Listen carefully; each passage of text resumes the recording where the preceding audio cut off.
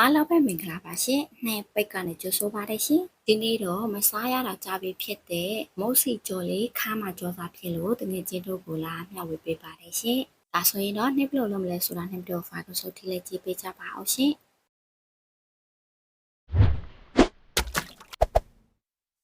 အရင်ဦးဆုံးပကံလေးထက်ကိုကောက်ညင်မွန်ညင်နိုးစီဘူးတပူစာထည့်ပေးလိုက်ပါမယ်ရှင်။ဒါလေးကကြတော့ထညက်ရည်လေးပါရှင်။ထညက်လေးကိုရေနဲ့ကြိုပြီးတော့စကားလေးနဲ့ရေစိတ်ပေးပြီးဒီကောက်ညင်မွန်ညင်လေးနဲ့တမတော်အောင်လာပွေထားပေးလိုက်ပါမယ်ရှင်။ထညက်ရည်ကြိုတဲ့ဟာလေးကိုတော့နှိမပြလိုက်ဖြစ်ပါဘူးရှင်။ပြီးရင်တော့ဒီမုန်နှက်ရည်လေးတက်ကိုစားနှင်းငယ်နဲ့ဘေကီဆိုဒါနှင်းငယ်ထည့်ပေးရပါမယ်ရှင်။နေ့တော့ထိတ်တုပ်ကမရက်လက်မိဘူးပေါ့နော်။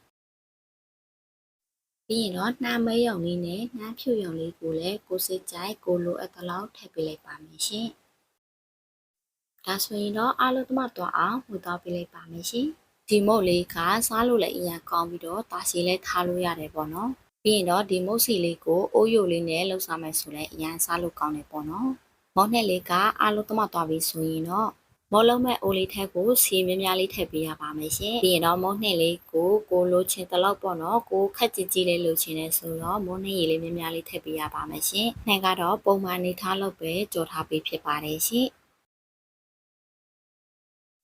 ကြော်တဲ့ချိန်မှာလည်းမီအေးအေးလေးနဲ့ကြော်ပေးရမယ်ပေါ့နော်။ပြီးရင်တော့တစ်ဖက်ကရွှေဝါရောင်လေးတန်းလာပြီဆိုရင်တော့နောက်တစ်ဖက်ကိုလည်းခုလိုမျိုးလေးလှပြီးတော့ကြော်ပေးရပါမယ်ရှင်။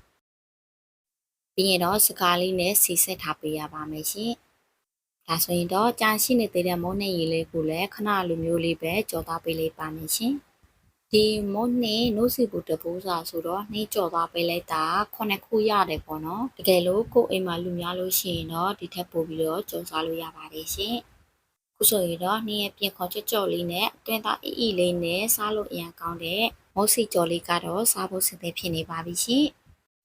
ဒါဆိုရင်တော့ဒီနေ့တော့ဒီလောက်လေးပါပဲရှင်။နှစ်ပတော့ဖိုင်ကိုကြည့်ရှုအားပေးတဲ့တယောက်ချင်းစီတိုင်းကိုလည်းကျေးဇူးအများကြီးတင်ပါတယ်ရှင်။နှစ်ပိတ်ကိုလည်း like and follow လေးလုပ်ပေးကြပါအောင်ရှင်။ဒါဆိုရင်တော့နောက်ဗီဒီယိုဖိုင်တစ်တွေမှာဘယ်လိုစားစရာမျိုးတွေနဲ့လုပ်ပြသွားမလဲဆိုတာကိုစောင့်ကြည့်ပေးကြပါအောင်ရှင်။အားလုံးပဲတတ်တာ